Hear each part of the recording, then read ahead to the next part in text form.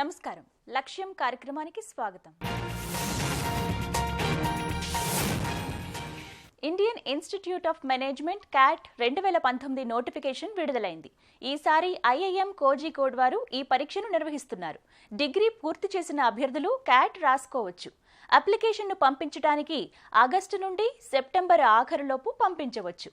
ఇక నవంబర్ 24న జరగనున్న క్యాట్ పరీక్ష విజయ సాధనకు కావలసిన సమగ్ర వివరాలను నిపుణుల ద్వారా గమ్యంలో తెలుసుకుందాం.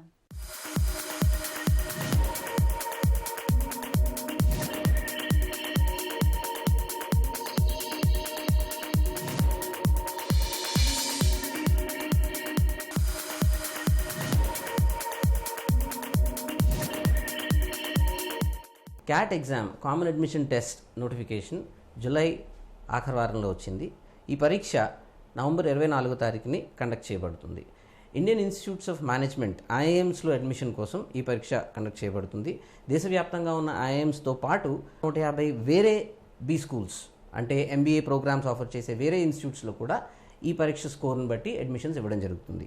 ఇంజనీరింగ్ తర్వాత ఐఐటీస్ ఎలాగైతే ఉన్నాయో, ఇండియన్ ఇన్స్టిట్యూట్స్ ఆఫ్ టెక్నాలజీ ఎలాగైతే ఉన్నాయో, ఎంబీఏ కోసం మాస్టర్ ఆఫ్ బిజినెస్ అడ్మినిస్ట్రేషన్ కానీ post graduate diploma in management కానీ ఈ ప్రోగ్రామ్స్ కోసం దేశంలో ఇండియన్ ఇన్స్టిట్యూట్స్ ఆఫ్ మేనేజ్మెంట్ అన్నవి చాలా పేరెన్నికన్నవి. గ్రాడ్యుయేట్స్ కానీ, గ్రాడ్యుయేషన్ ఫైనల్ ఇయర్లో ఉన్నవారు కానీ, లేదా అంటే బీకామ్ లేదా బీఎస్సీ ఇటువంటి వాటిలో థర్డ్ ఇయర్లో ఉన్నవాళ్ళు కానీ, ఇంజనీరింగ్లో ఫోర్త్ ఇయర్లో ఉన్నవాళ్ళు కానీ ఈ పరీక్షను రాయొచ్చు. అతి ఎక్కువగా ఉపయోగపడే పాయింట్ ఎంబీఏ వల్ల ఏంటి అంటే మనకి కెరియర్ గ్రోత్, ఎంబీఏలో వచ్చినంత కెరియర్ గ్రోత్ వేరే ఎక్కడ కూడా రాదు. మేనేజ్మెంట్ డిగ్రీ కనుక ఉన్నట్లయితే అంతే కంపెనీస్ అటువంటి వాళ్ళని ప్రిఫర్ చేస్తాయి ప్రమోషన్ కోసం వేరే వాళ్ళని బట్టి. If you look at the CEOs across the world, more than 80-90% of the CEOs 80%-90% పైగా మంది ఎంబీఏస్ ఉన్న వాళ్ళే ఉంటారు. కాబట్టి the ideal scenario for anybody is to immediately graduation పూర్తవగానే ఎంబీఏ ప్రోగ్రాంలోకి వెళ్ళడం. ద బిగ్గెస్ట్ వెయిటేజ్, అన్నిటికంటే most important parameter will be the CAT exam. So CAT ఎగ్జామ్కి హైయెస్ట్ వెయిటేజ్, చాలా స్కూల్స్లో 60-80% weightage goes to the CAT exam. కాబట్టి మనకి అత్యంత ముఖ్యమైనది క్యాట్ కాబట్టి వర్క్ ఎక్స్పీరియన్స్ మీద మనం దృష్టి పెట్టాల్సిన అవసరం లేదు. పాయింట్ 1. పాయింట్ 2, ఫ్రెషర్స్ అంటే వర్క్ ఎక్స్పీరియన్స్ లేని వాళ్ళు దగ్గర 20-30% వరకు ఉంటారు. కొన్ని ఐఎమ్స్లో 2-3 years బ్యాక్ ఐఎం క్యాల్కటాలో 42% వర్ ఫ్రెషర్స్. సో వర్క్ ఎక్స్పీరియన్స్ అన్నది మనకి ఒక అడ్డంకి కాదు. మనకి కావాల్సిందల్లా మనం క్యాట్ ఎగ్జామ్లో మంచి స్కోర్ తెచ్చుకోగలగడం. చాలామంది అనుకుంటారు క్యాట్ ఎగ్జామ్ చాలా కష్టము, దానికి చాలా హై లెవెల్ ఇంగ్లీష్ కావాలి, చాలా హై లెవెల్ మ్యాథ్స్ కావాలి, నేను చాలా స్మార్ట్ ఉండాలి. ఇవన్నీ భ్రమలు మాత్రమే, ఇవి నిజం కాదు. ఎందుకంటే క్యాట్ ఎగ్జామ్లో మనకి it's percentile based exam. Cat percentage based exam కాదు, మన డిగ్రీ ఎగ్జామ్ లాగా, మన ఇంజనీరింగ్ ఎగ్జామ్ లాగా. It's percentile based exam. ఒక ఎస్సీ ఎస్టీ క్యాండిడేట్ రిజర్వేషన్ కనుక మనకు ఉంటే 50-70% మధ్యలో మనం మంచి కాలేజెస్లో సీట్ తెచ్చుకోవచ్చు. NC OBC, non creamy layer OBC reservation కనుక మనకు ఉంటే అరౌండ్ 70-80% మనం మంచి కాలేజీలో సీట్ తెచ్చుకోవచ్చు. జనరల్ కేటగిరీ వాళ్ళు కూడా మంచి కాలేజెస్లో, some like IIM Bengaluru for example క్యాట్కి తక్కువ వెయిటేజ్ ఇస్తుంది, ఐఎమ్ ఇందోర్ క్యాట్కి తక్కువ వెయిటేజ్ ఇస్తుంది, ఇందాక చెప్పినట్లు కాకుండా. సో ఈ రెండు ఇన్స్టిట్యూట్స్లో జనరల్ కేటగిరీ వాళ్ళు అరౌండ్ 90-93% కూడా వెళ్ళిన వాళ్ళు ఉన్నారు. General category students, non engineers, వీళ్ళు 88% కూడా ఐఎం అహ్మదాబాద్కి వెళ్ళిన సందర్భాలు ఉన్నాయి, as recently as last year. So కాబట్టి మనకి క్యాట్లో ఎంత ఎక్కువ స్కోర్ తెచ్చుకుంటే అంత మంచిది మనకి. కానీ ఎక్కువ స్కోర్ అంటే ఏంటి? ఫర్ ఎగ్జాంపుల్ మనం ఒక 99% తీసుకుందాం. 99% is a very good score. 99% రావాలి అంటే మనకి క్యాట్ పరీక్షలో ఎన్ని మార్కులు రావాలి అన్నదానికి మనం ఆలోచించినట్లయితే అరౌండ్ 50-60% మార్క్స్ మనం తెచ్చుకుంటే 99% వచ్చే అవకాశాలు ఇంచుమించు ఖరారైనట్టే మనం చెప్పుకోవచ్చు. సో అదే మనం ఒక 90% తెచ్చుకోవాలి అంటే దగ్గర ఒక 40-45% తెచ్చుకున్న మనకి 90% వచ్చేస్తుంది. సో మనకి కావాల్సింది క్యాట్ ఎగ్జామ్ రాసి 100% అన్ని క్వశ్చన్లు ఆన్సర్ చేయాలి అని కాదు. మనకు కావాల్సింది క్యాట్ ఎగ్జామ్ రాసి వీలైనన్ని క్వశ్చన్స్ ఆన్సర్ చేసి వీలైనంత ఎక్కువ స్కోర్ తెచ్చుకుని 50%కి వీలైనంత దగ్గరగా కనుక మనం వెళ్ళగలిగితే మనకి క్యాట్లో చాలా మంచి స్కోర్ వస్తుంది.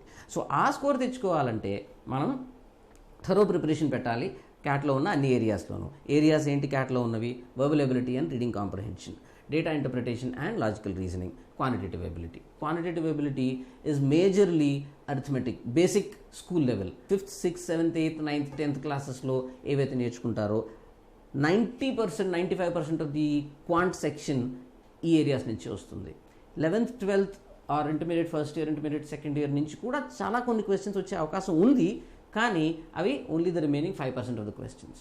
సో మనం 7th, 8th, 9th, 10th కనుక మనం థరోగా మ్యాథ్స్ ప్రిపేర్ అవ్వగలిగితే we can do almost 90-95% of the questions CAT పరీక్షలో.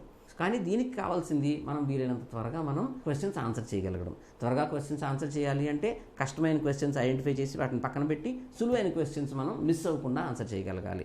సో ఇది చేయగలగాలి అంటే మనకి టెస్ట్ తీసుకోవడం మీద మనకి మంచి పట్టు ఉండాలి. సో వీలైనంతగా ప్రిపేర్ అయ్యి వీలైనన్ని మనం మాక్ క్యాట్స్, ఎయిమ్ క్యాట్స్ తీసుకుని మనం టెస్ట్ తీసుకోగలిగితే మనకి లాభం జరుగుతుంది. Data interpretation and logical reasoning కనుక మనం చూసినట్లయితే అందులో basic information, working around with information, అంటే మనకి ఇచ్చిన ఇన్ఫర్మేషన్ని మనం ప్రాసెస్ చేసి అక్కడ అడిగిన క్వశ్చన్స్కి మనం ఆన్సర్ చేయాలి. దీంట్లో practice is the king. So మనం ఎన్ని రకాల సెట్స్ని ఎంత డీప్గా మనం ప్రాక్టీస్ కనుక చేయగలిగితే అంత మనకి స్కోర్ ఎక్కువ అవుతుంది.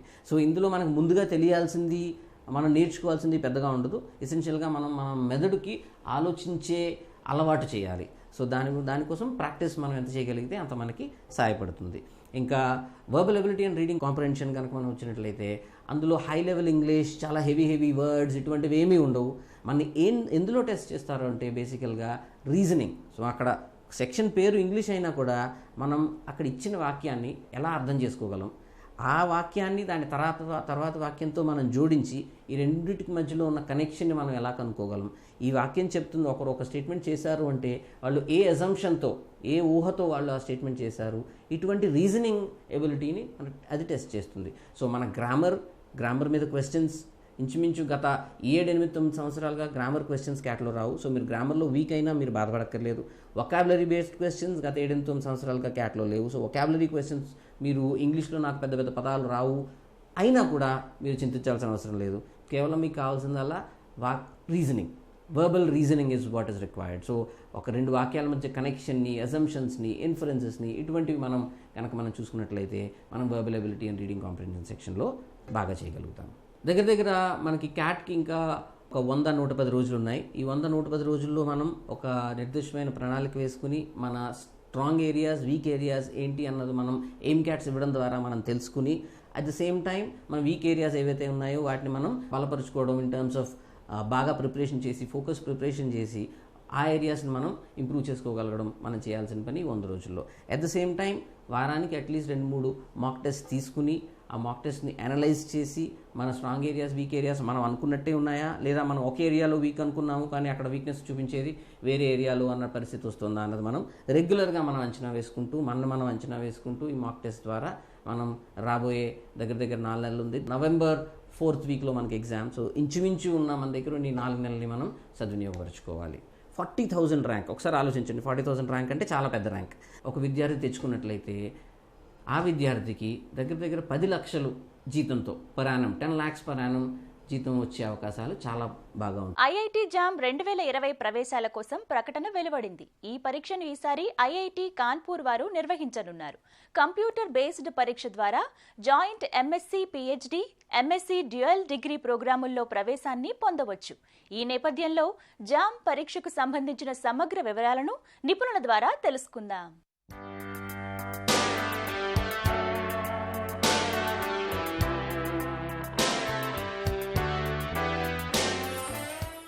మన దేశంలో ప్రతిష్టాత్మకమైన ఇన్స్టిట్యూట్స్ అయినటువంటి IITs, NIT, Indian institute of సైన్సెస్లో MSc, joint MSc PhD, MSc PhD dual programmes, అలాగే పోస్ట్ బ్యాచిలర్ ప్రోగ్రామ్స్ చేయడానికి కావాల్సినటువంటి ఎగ్జామ్ జామ్ 2020కి నోటిఫికేషన్ విడుదలైంది. జామ్ అంటే ఏంటంటే జాయింట్ అడ్మిషన్ ఫర్ ఎంఎస్సి అనమాట. సో అయితే ముఖ్యంగా ఈ యొక్క పరీక్షని ఈ సంవత్సరం ఐఐటి కాన్పూర్ వారు నిర్వహిస్తున్నారు.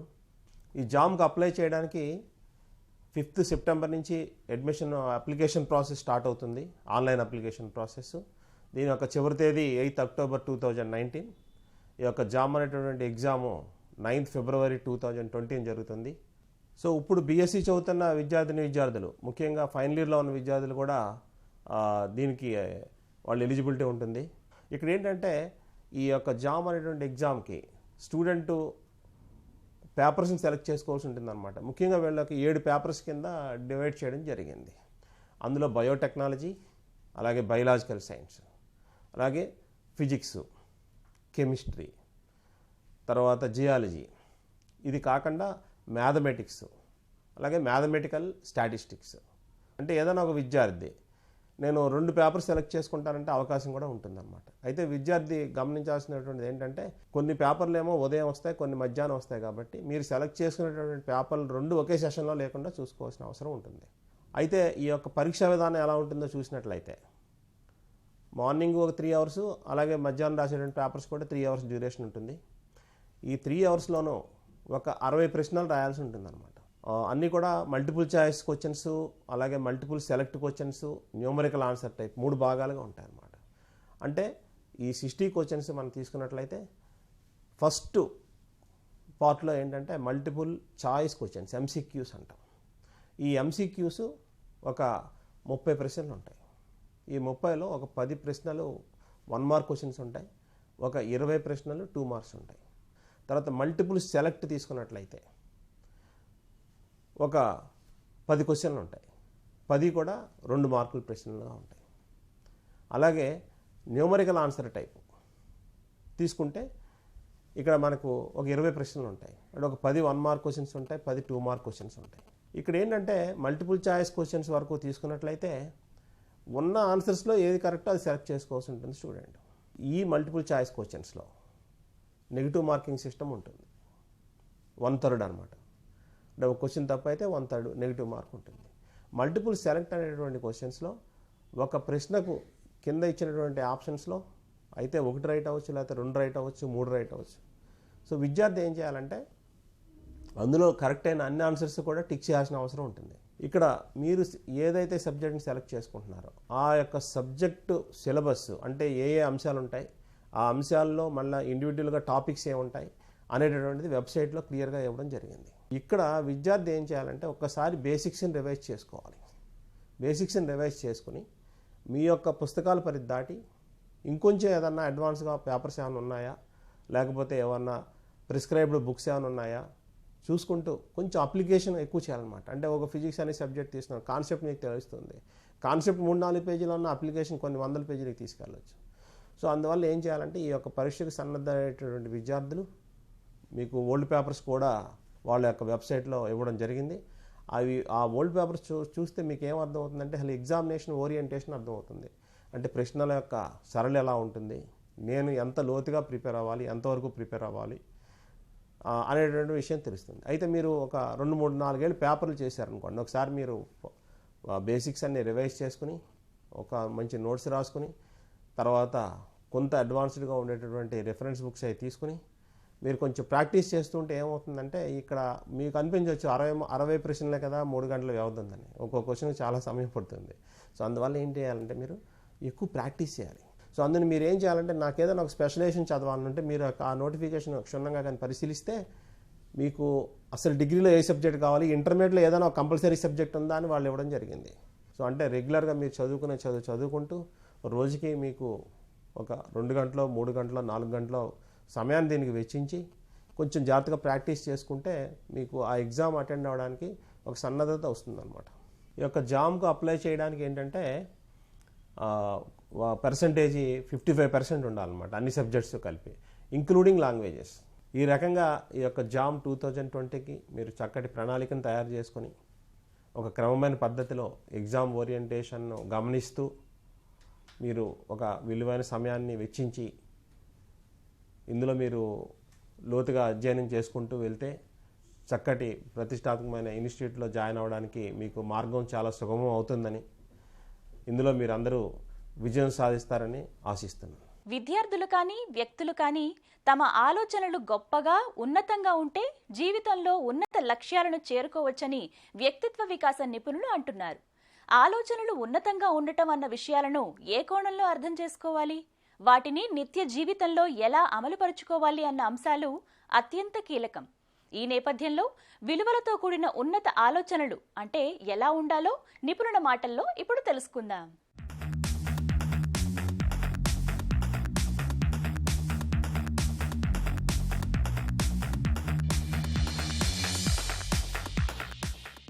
ఈరోజు మనం మాట్లాడుకోబోయే అంశం ఉన్నతంగా ఆలోచించడం. ఉన్నతంగా ఆలోచించడం అంటే ఉన్న స్థితి నుంచి ఉన్నత స్థితికి ఎలా వెళ్లాలో ఆలోచించడం అని అందరూ అనుకుంటారు. కానీ మనతో పాటు సమాజాన్ని కూడా ఉన్నత స్థాయిలో ఎలా తీర్చిదిద్దాలో ఆలోచించడమే నిజమైన ఉన్నతంగా ఆలోచించడం. ఉదాహరణకు మనం మహాత్మా గాంధీ గారిని చూసుకుంటే ఆనాటి కాలంలో బ్రిటిష్ వాళ్ళు నల్లవాడు అనేటువంటి కేవలం అదొక్క కారణంతో ట్రైన్ నుంచి బయటకు గెంటేస్తే తద్వారా ఈ దేశంలోకి వచ్చి దేశంలో ఉన్నటువంటి తెల్లవాళ్ళందరినీ గెంటడం కోసం స్వతంత్ర ఉద్యమ పోరాట కాంక్షను రగిలించి ఈ దేశంలో ఒక మార్పుకి కిరణంగా నాంది పలికినటువంటి మహాత్మా గాంధీ. అలాగే ఓ అబ్రహం లింకన్ నిజంగా ఒక చెప్పులు కుట్టేటువంటి కుమారుడిగా పుట్టి అమెరికా అధ్యక్షుడిగా తనదైన శైలిలో ముద్ర వేసుకుని నాటికి నేటికి ఎంతోమంది అమెరికా అధ్యక్షులు అయినా కానీ అబ్రహం లింకన్ పేరు చరిత్రలో నాటికి నేటికి మిగిలిపోయింది. ఎందుకంటే తను ఉన్న స్థితి గురించి ఏ రోజు ఆలోచించలేదు.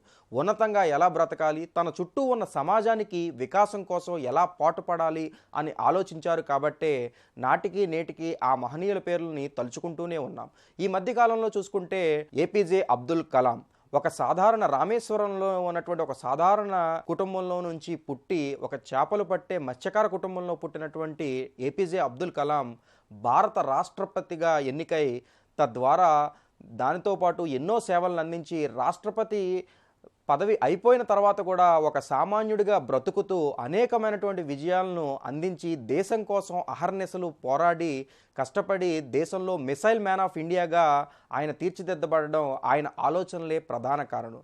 అంతేకాకుండా ఆయన భారతదేశం కోసం అహర్నిశలు శ్రమించి విశ్వవిద్యాలయాల్లో, కాలేజీల్లో, యూనివర్సిటీల్లో ఉన్నటువంటి అనేకమైనటువంటి పిల్లలకు ఆయన వాక్కుని, ఆయన ఆలోచనల్ని, ఆయన భావాల్ని సమాజానికి అందించే ప్రయత్నం చేస్తూనే కనుమూయడం జరిగింది. అలా ఉన్నతంగా ఎప్పుడైతే ఆలోచిస్తామో ఉన్నత స్థాయికి ఖచ్చితంగా చేరుకుంటాం. అలాగే మరొక వ్యక్తి శ్రీనివాస రామానుజన్ ఒక సాధారణ కుటుంబంలో తమిళనాడులో పుట్టినటువంటి ఆయన ఇవాళ మ్యాథమెటిక్స్ రంగానికి ఆయన ఒక దిక్సూచి. ఎవరో ఎంతోమంది గణిత శాస్త్ర పితామహులు కూడా కనిపెట్టలేని అనేకమైనటువంటి విషయాల మీద పరిశోధనలు చేసి ఇవాళ గణిత శాస్త్రానికే దిక్సూచిగా మారాడంటే కారణం ఆయన ఆలోచన దృక్పథం. మనం ఎలా ఆలోచిస్తామో అలాగే తయారవుతాం. మన ఆలోచనకి సమాజాన్ని సంధానించడం కనుక అర్థమైతే సమాజ వికాసానికి, మన వికాసానికి, వ్యక్తి ఉన్నతి, సమాజ ఉన్నతి రెండూ కలిసి వచ్చిన నాడు ఖచ్చితంగా సమాజంలో అద్భుతమైనటువంటి స్థాయికి వ్యక్తి ఎదిగే అవకాశాలు ఉంటాయి. తొలుత దీనికి ఖచ్చితంగా తల్లిదండ్రులు అలాగే ఉపాధ్యాయులు కూడా సహకరించాలి. విద్యార్థుల్లో ఉన్నటువంటి మేధస్సును వెలికితీసే ప్రయత్నం చేయాలి.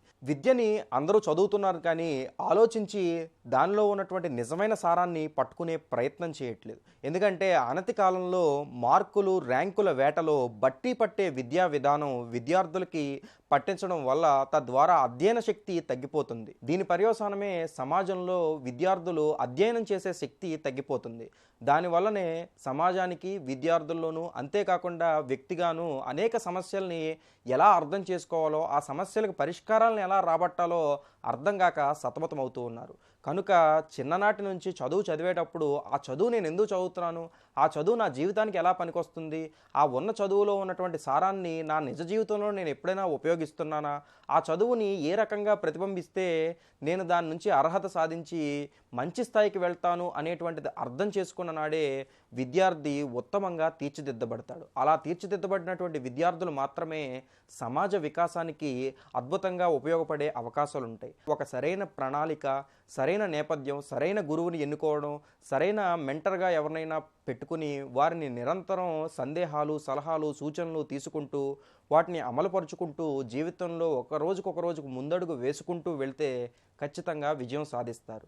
ఈ ప్రక్రియను విద్యార్థులు నిరంతరం మననం చేసుకుంటేనే విజయం మీ సొంతం అవుతుంది. ఈ వారం ఉద్యోగాలు, ప్రవేశాల్లో మరికొన్ని అవకాశాల వివరాలను పొందుపరిచాం. పూర్తి వివరాల కోసం ఆయా సంస్థల వెబ్సైట్లను కూడా అందిస్తున్నాం. మరి జాగ్రత్తగా గమనించి లబ్ధి పొందుతారని ఆశిస్తున్నాం.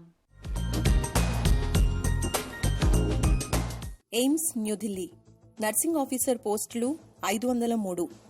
అర్హత బీఎస్సీ నర్సింగ్, జీఎన్ఎంలో డిప్లొమా. దరఖాస్తు విధానం ఆన్లైన్ ద్వారా. చివరి తేదీ ఆగస్టు 28.